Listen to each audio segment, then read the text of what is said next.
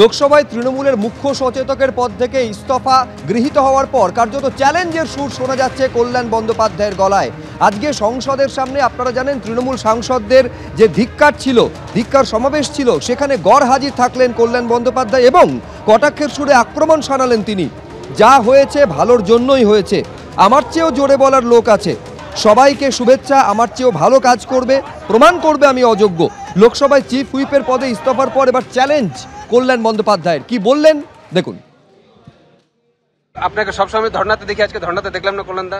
10:30 থেকে কোর্টে মামলা করছি, পাবে করতে এলাম, অ্যাটেন্ডেন্স দিলাম, চলে গেলাম, আবার 3টে মামলা আছে করবো। কিন্তু এই যে ধর্না মঞ্চে রেগুলার আপনাকে রোজই দেখা যেত, সব থেকে জোর গলায় আপনি আওয়াজ দিতেন, স্লোগান। আমার চেয়েও জোর গলার আওয়াজ আরো ভালো লোকরা করবো, ঠিক আছে। তবে কোর্টে সকাল থেকে মামলা করলাম, ভালো লাগছে, আবার যাবো, এখানে যা তাড়াতাড়ি যাই, 2টো বাজতে যাচ্ছে। মিস করছেন না পার্লামেন্টে যত সক্রিয় আপনি ছিলেন গত পরশু? জীবন যা কিছু হয় ভালোর জন্য হয়, ভগবান যা করে সব ভালো। আমি গ্রেটফুল যে পার্টি আমার আর নতুন যিনি চিফ হুইপ হয়েছেন, সবাইকার প্রতি আমার শুভেচ্ছা রইল। সবাই ভালো থাকুক, সবাই সুন্দর করে করুক, সবাইকার প্রতি শুভেচ্ছা।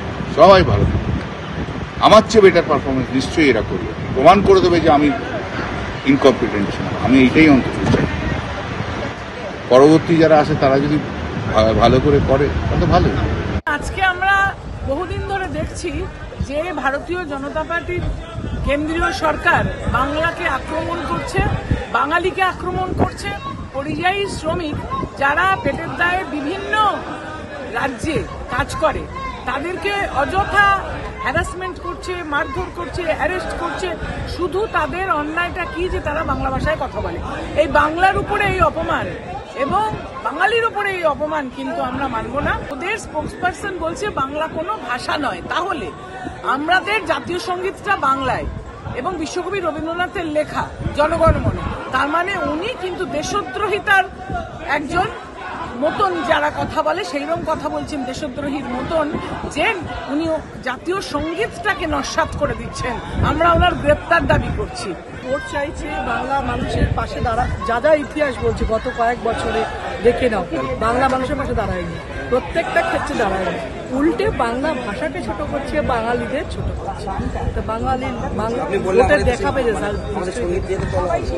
বাংলাদেশ থেকে রোহিঙ্গা বাংলাদেশি মুসলিম অনুপ্রবেশকারীদের নিয়ে এসে আমাদের দরিদ্র মাইগ্রেন্ট লেবার যারা আছেন, যারা ভারতীয়, তাদের সর্বনাশ করছে তৃণমূল। সীমান্তের সব জেলাগুলোর জনসন্তুলন বদলে দিয়েছে তৃণমূল পশ্চিমবঙ্গকে পশ্চিম বাংলাদেশ বানাতে চাইছে, সেটা আমরা হতে দেব না। তৃণমূলকে গ্রেফতার করতে হবে। ধর্ণা দেওয়ার সবাই অধিকার আছে, দেখ ভালো কথা, একটু গান টান গান। কিন্তু যে কল্যাণ ব্যানার্জিকে দেখলাম না, ওনার মধ্যে তো একটা বীর রসের আধিক্য আছে, উনি থাকলে জমে ব্যাপারগুলো।